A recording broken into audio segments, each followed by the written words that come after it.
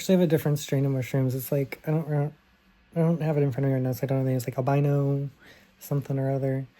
It feels very different from penis envy. They, like, the way I would describe those, I've only tried them once, and I have more of them, and I'm excited for those because compared to the penis envy is, like, very intense, serious, more primitive, and, like, has a lot of very primal imagery and stuff that comes out of it. This other, like, albino thingy, whatever it is, everything just feels like it's spiraling into place, and it's very geometrical and geometric. Excuse me.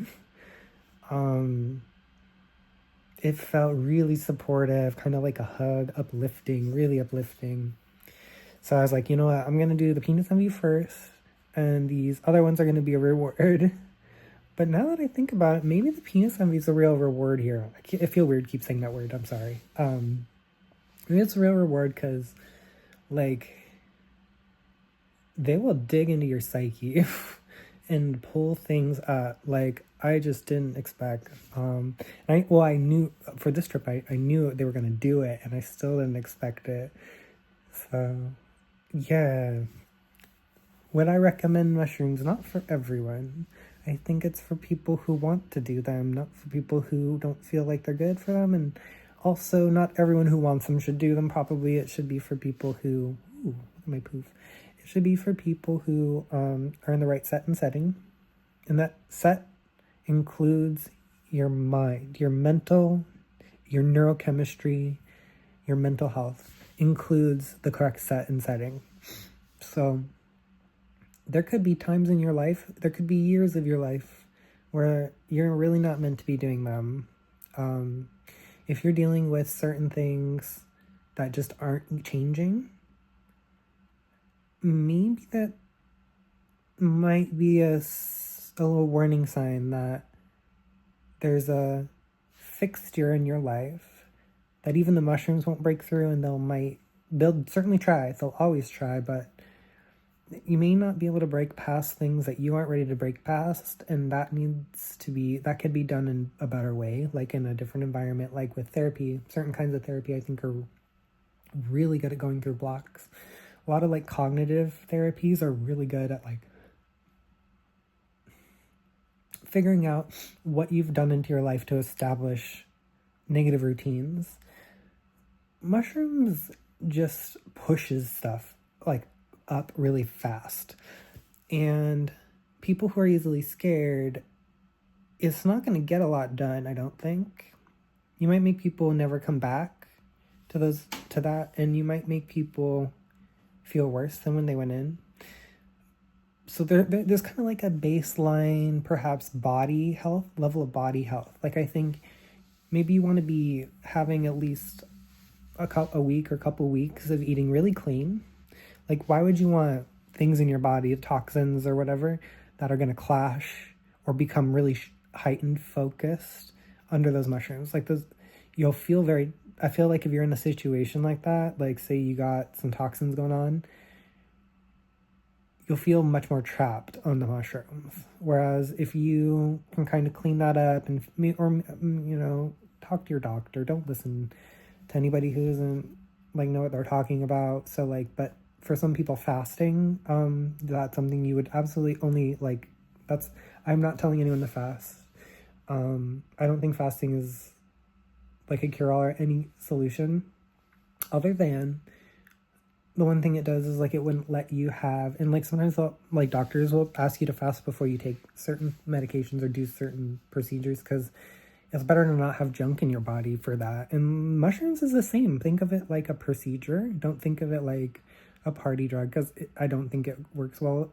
I think you're going to get the best effect on mushrooms in like a trance state, like a calming environment with potentially, you could add, it could be a very colorful, beautiful environment, but I like being in a quieter environment with mushrooms because everything is louder. Like everything is like more sensitive, like moving a little bit. You feel like I can move like my arm to the right and it feels like my arm shot off in a mile in the other direction. Or like, sitting up or standing up, it's like, whoa, like I'm off balance a little bit, because it's just like, oh, you recalibrate, your nervous system just becomes alive and really, really tuned and refined in a way not accustomed to, and it can surprise you. So you don't want to be a person with perhaps like some kind of mobility problem and then take too high a dosage of mushrooms. But perhaps unless you're taking it with somebody who can keep an eye on you, like I wouldn't try to walk around and do a ton of, like, it's not about the disability, it's about being safe and not like I don't know if you've ever seen people on taking salvia or sometimes DMT trips, because they're really intense and fast and short term, that like in mushrooms isn't like that in lower doses, it's like that in higher doses, where they get so spooked that I've even seen someone, I saw a YouTube video of somebody jumping out of their window while taking salvia. I could see somebody being animated on mushrooms. I'm always doing yoga while I'm on mushrooms. It helps with like the funny feeling in my tummy. It helps with like, also like my heartbeat. Oh, my heartbeat was beating so fast on this last round of the penis bending mushrooms, like the last, and whoa, I just like, it sounded like a flutter. The entire, like, da-da-da-da-da-da. Like, it was very consistent. Like, when I say flutter, that kind of makes it seem like it was an irregular rhythm. But it was more like, da-da-da-da-da-da-da-da. Just so, like, purring. Like, my heart was just purring. So, it's another perspective. I might just keep doing these videos, because the reason why I'm doing this, by the way, and I'm not getting up, I'm laying here in my bed. The reason why I'm doing this now is because the longer you go after your trip from any psychedelic, the more you're going to lose.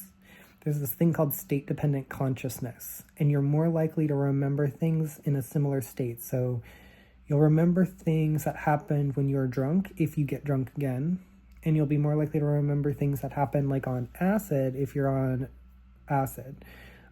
It's not even that intense. It's not even about drugs. It's also about just like emotion. So if you're angry, you'll have more access to your angry emotions, or not even just angry emotions, but emotions that memories. You'll have access to memories associated with anger. There we go. Sorry for stumbling over my words. I hope I didn't stumble too much on anything else and didn't catch it. But yeah, state-dependent memory, really critical. It's going to inform a lot about whether you're ready to take this medicine. Like if you, for example, if you've had bad trips before, even just coming up on a new psychedelic can bring up some of that stuff. It's not always bad to bring up stuff. I'm just kind of warning you that like you have situations that are adrenaline inducing. Perhaps you're in a car accident. I was in a really high speed car accident last year. So like, going into like states of consciousness that raise adrenaline or norepinephrine, whatever it is going on with that, and raising your heart rate might bring up memories like related to other events where your heart was in a similar state. What else? Anything else I can think of that would be helpful? Well, let's start with remembering anything from this trip, and then maybe we can talk about psychedelics in general. Now I feel like I'm just helping. Now I want to go into helping people who are doing a disclaimer about taking psychedelics, which of course you can only do that if it's legal in your state, like it is for me. But if your state doesn't allow that type of thing, you should really consider where you live, and I would make it a life goal of yours to move someplace else, because there's really no excuse to make these things illegal any more than it would be making sense to make alcohol illegal.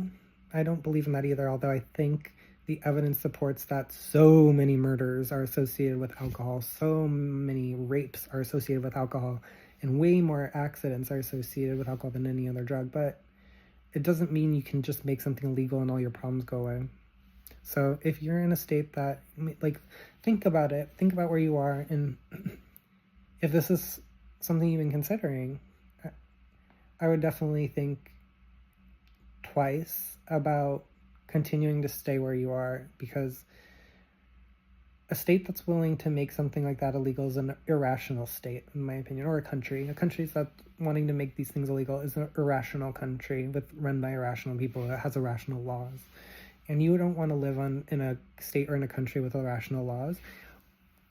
Or if you do, you want to change those. You want to live in a rational place.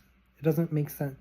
To be in a country that's ruled by the emotions means that there is no such thing as justice, unfortunately. Like, it doesn't work that way. Justice is objective and emotions can't be. They can be felt collectively, which is super cool. Emotions, like, might be able to, some people say that they can feel the emotions of crowds, but you can't have, like, personal justice. Justice is objective. If it's personal justice, it's revenge, okay? Scorpio, personal justice is revenge. I'm a Scorpio rising with my Venus in Scorpio. Not that I believe in astrology, although I kind of do. Sometimes more than others. I need to hear that, is that personal justice isn't justice. Justice is objective. It's something that is supported by facts. It's not necessarily just supported by the way you feel. Even things like, anyway, I'm not going to go too much into that. I should really be focusing on my trip. Coming up, I had to give, like, eye drops to the cat. And then, so I did that. And then I took a shower. I started coming up in the shower. And I was so sad at first because I was listening to this thing about this actor who died. I don't remember his name. He's Native American and he had a husband and he lived in Texas and he was just killed. And, like, I was just listening. I just listened to that. And I was listening to the news, and the news is always really grim. And so I was coming up on that, and I went from sad, and it started right when it really started hit, and I started feeling waves. It went from being really sad to terror. Oh my God, so much fear. I was just, like, feeling paranoid, feeling like I'm gonna get dragged out of my home and killed. Feeling like I really need to hide and never come out.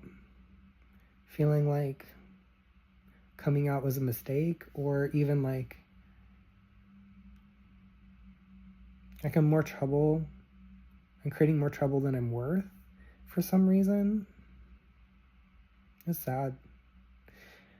Then I was listening to something in the background. It was like some spiritual stuff. It wasn't even spiritual, it was like psychology. It was,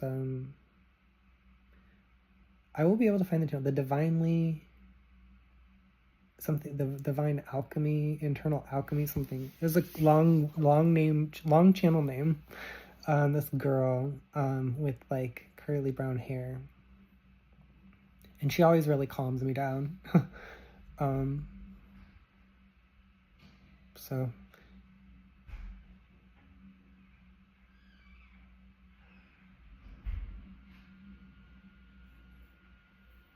yeah, then it just started, like, then I started seeing fractals. Like, from there, more specifically, I got into yoga poses and I was keeping my eyes closed and I started getting closed eye visuals. So I was just seeing fractals, just like, at first they were just little small geometries, and then it became like shifting landscapes of geometries within geometries. It was really wild, and I had to stop stretching, and I went under my blanket and pulled the blanket over, and it was like dark under there, and I kept my eyes closed, and I just was gone in a sea of stars, just like an alien biome of some sort, kind of like, not even that, just like layers of different worlds on top of worlds on top of worlds. And of course, some of the negative stuff that I was mentioning, like seeing people being rounded up, etc., etc. Some tough love from the mushrooms, just things around death, just like, it's gonna suck kind of vibes. I don't remember exactly what the thought process was, but it was like I almost remember dissociating a little bit and not looking at it. I was like, I don't want to go there. I actually redirected my trip. And I was like, I don't want to be even more scared right now. And so I just stopped. I tried to use Zen meditation, Zen meditation is when you try to stop thinking. And so I was like, because I couldn't do anything else. Like, I couldn't change it. I was trying to think about other things, and it wasn't letting me. It was connecting everything back to the same stuff and death and all this dark stuff. Everything was super intricately connected. And I was like, I've had it. And I just like turned it off. And for a while, like, all of it just sort of dissolved. And then I got more like visual after that. It was more like, it stayed more visual and less thought oriented. Really wild. And I've done like a little bit of mushrooms here and there, and I've done a little bit of like, that's pretty much it. I've only really done mushrooms. I've done acid once, and it was a bad I've already talked about this in another video. You can go and look at it. It wasn't a bad experience until the end, but it was like a difficult experience later. And it was my first experience on a psychedelic. And this one, like, I've kind of learned that if you want to control your psychedelic experience, like, yoga is a really good way to do it. Meditation might work better for some people, but yeah, for me, like, if I can physically orient my body differently, sometimes my mind follows.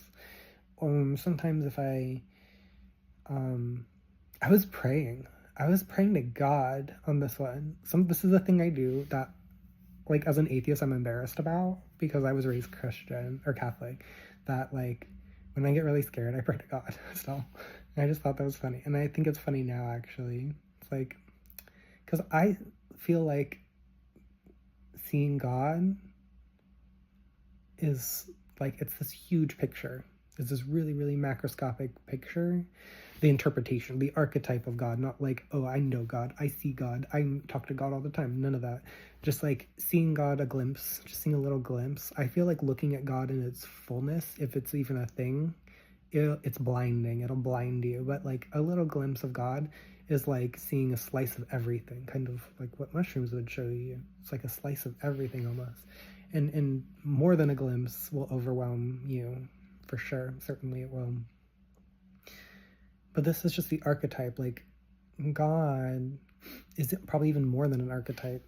Like, if you think about what that is, if you take the definition of it being everything, it's beyond an archetype. It's everything. It's every archetype. So it's even like a core. It's like a super archetype or like a core archetype. There's something really foundational about the idea of God. I'm not saying it's true or not. I'm just saying, like, it's all encompassing in that modern, or not modern, but yeah, like the more modern definition of God. Because with the older religions, and I'm not an expert, like, my yoga practice has brought me out of my Christianity to explore other faiths. I also took religious studies classes in college, but college was the struggle for me. I don't want to even talk about it right now.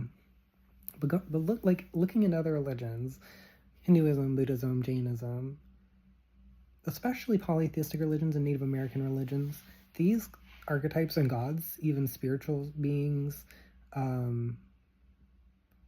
they are much smaller than like the Judeo-Muslim Christian concept of an everything God. They're not like a monotheistic, holistic everything God. They're more like aspects, and it's really like it's much more specific in that way, where it's like, and they're named, and they have like, you know what they mean and symbolize, and they have relationships even to each other sometimes. So it's a lot more nuance, a lot of stuff going on here. It's very interesting. Is there anything else about this trip in particular, or my last trips on this specific thing? I need to stop being a jerk. I just need to like soften and be me, and not be so like wound up. Like I noticed I was just like really wound up. I've been that way for years now. Like low tolerance for people, because I feel like because the media that I'm consuming and the archetypes I've been consuming have low tolerance for my identities. So in a very Scorpio tit for tat way, I've been kind of taking that to me, and fine, then I'll do it to you too. But I realize this is exhausting. it's not, and also it's not getting me anything that I really want. It's very cheap thrill, kind of like a jump scare or something. Like, it's very cheap. Actually, jump scares I think have a lot more merit than that. Just kind of being short and irritated with people, bossy, like really wanting people, holding people to really high standards. I do hold myself to really high standard, but holding other people to your standards is cruelty, because people come from a completely different background than you. So if you hold other people to your standard, it's kind of like what a Nazi does. Like, it's really not nice. Imagine holding an animal to your standard. They just can't. There's no way they could. It's a really tall order, like expecting. Now, humans are wonderful at training animals to do some amazing things, and I even think animals are pretty smart. They can figure out stuff on their own. But to expect certain things along with like a punishment, like kind of in the implication that there should be a punishment, that's just not going to get anywhere. I've discovered it's just not like the way people are wired to change. People change in private, and they change once they're convinced, like once the mind and the kind of the whole body, kind of the genetics, but it's centered into the mind and the brain. It has to be convinced that it's in their best interest. And you can't just tell somebody that something's in their best interest. Like, there's a whole process. It has like there's an integration. They have to feel that it's in their best interest. They need to see logically it's in their best interest. So if you want people to change, you want people to stop doing something, like if you're religious and you want a certain group of people not to exist or to change their behavior, you need to start from a much more practical place of realizing that even if this is possible, maybe it is, maybe it isn't, you need to start in a place that is integrative, thinking like integrative medicine or integrative psychology. You need to you need to do the work and not be so lazy. Like, you need to convince people step by step, going back through their conditioning. It's not about your conditioning, what you were taught, what you were raised with. That will never change anyone. You might convince wishy-washy people to convert for a short period of time, but wishy-washy people are more likely to leave. People who are really set in their ways, say an LGBT person that isn't going to change their sexual orientation, if you think that an LGBTQ person can change their sexual orientation, you would need to be a little bit less lazy, and you need to be smarter than that, and you need to like convince them, not just by telling them you need to change, but you need to go back through the archetype, through the conditioning and the trauma and what created that in the first place. It won't shift otherwise. And also, we come from straight couples. We also come from gay couples, sure, but like the vast majority of gay people come from a straight couple. So it's not as if you can just find a broad brush to paint with to decondition all LGBT people. As much as you might wish to be able to find something like this for whatever reason, whatever you need that for, it's not going to be that easy. What you're going to really have to do, there might be a component to this of other things, deconditioning people from other negative behaviors, but especially something so hardwired into your sense of relationships, which are formed by like your parents when you're like 0 years old, and like your sexuality, which also forms really, really early, basically when you're 0 years old. You're gonna have to work with it from like a much more profound level if you want to change people. I don't think they do. I just think they want a punching bag, honestly. They want a toy where they can, kind of project their catharsis onto. But I don't recommend that. That'll come with a lot of issues. We are not when I say we, I mean LGBT people are not like an aggressive, violent people. We're not necessarily going to punish you for this, but you have to realize the punishment is in the action and the karma. Karma is action. The punishment is already part of the decision to do this. So perhaps it's you that is LGBT and you're uncomfortable with it. And perhaps that's not even at the core of it, it's more of just this religious fear, and I resonate with religious fear. I just told you that I pray to God when I'm terrified on mushrooms, and I feel like I'm stuck on them. But you know,